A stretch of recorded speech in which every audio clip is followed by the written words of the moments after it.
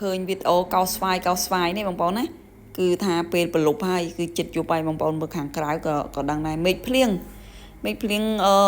មកល្ងាចហើយមេឃភ្លៀងខ្លាំងមែនតើហ្មងដល់អញ្ចឹងធ្វើឲ្យស្ទះរមហូបអត់ឃើញបងប្អូនល្ងាចណាមួយវាយប់ទៀតដល់វាប្រឡប់ហើយមេឃកំពុងតែភ្លៀងឥឡូវខ្ញុំកោសក៏នឹកឃើញថាហូបអត់មានជូតិចពេលចង់ផុតខែស្វាយហើយដល់ពេលអញ្ចឹងទៅរកបាន1 2នឹងចាំមកស្វាយនឹងអត់សូវជូរទៀតនិយាយចំទៅគឺថាចៀនត្រីពេលភ្លឺដល់ពេលធ្វើម្ហូបពេលយប់តាមពិតចេះទេត្រីនឹងចៀនសម្រាប់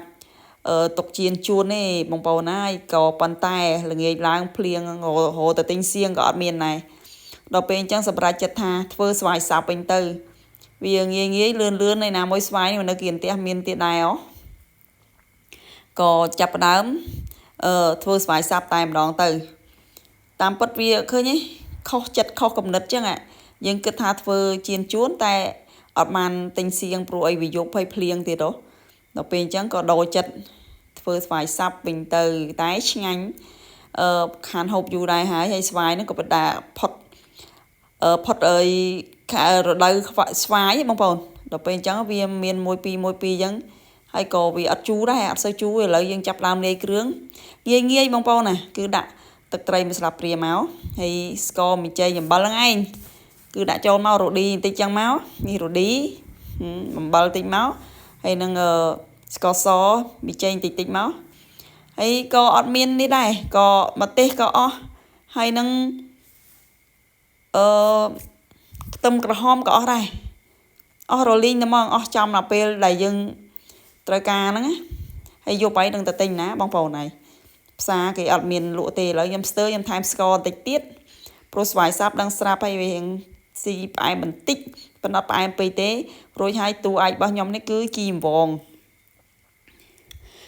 នេះអត់បានទេបងប្អូនគឺខ្ញុំចូលចិត្តណាស់ដាក់ទៅត្រូវគ្នាហ្មងគឺឈ្ងុយដាក់ចូលទៅឈ្ងុយជីអង្វងតែម្ដងហើយហូបយើងហូបប៉ះទៅគឺរឹតតែឆ្ងាញ់ហ្មងអានឹងសម្រាប់បងប្អូនដែលចូលចិត្តណាហើយឥឡូវគឺថាញាប់ដៃញាប់ជើងហើយគឺកូនក៏មកពីរៀនដែរគឺហេវហើយគ្រប់គ្នាគឺមេឃភ្លៀងដល់ពេលអញ្ចឹងហេវហើយដល់ពេលអញ្ចឹងមានអីគឺពឺតនឹងហើយម្ហូបនេះក៏ម្ហូបខុសចិត្តដែរប៉ុន្តែឆ្ងាញ់ហើយឥឡូវចេះឆ្នៃឲ្យតែរួចមកពេលបងប្អូនហើយព្រោះអីយើងវាភ្លៀងហើយយប់ទៀតយើងតាណាអញ្ចឹង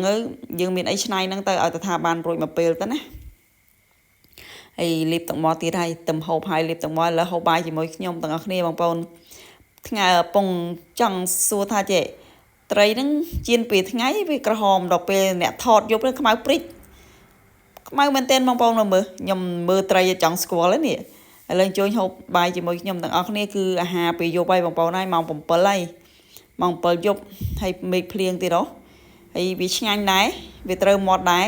មកហូបខុសចិត្តមែនប៉ុន្តែត្រូវមាត់ត្រូវចិត្តតែម្ដងឥឡូវវីដេអូខ្ញុំចុងក្រោយហើយអត់មានអីទេជម្រាបលាបាយបងប្អូន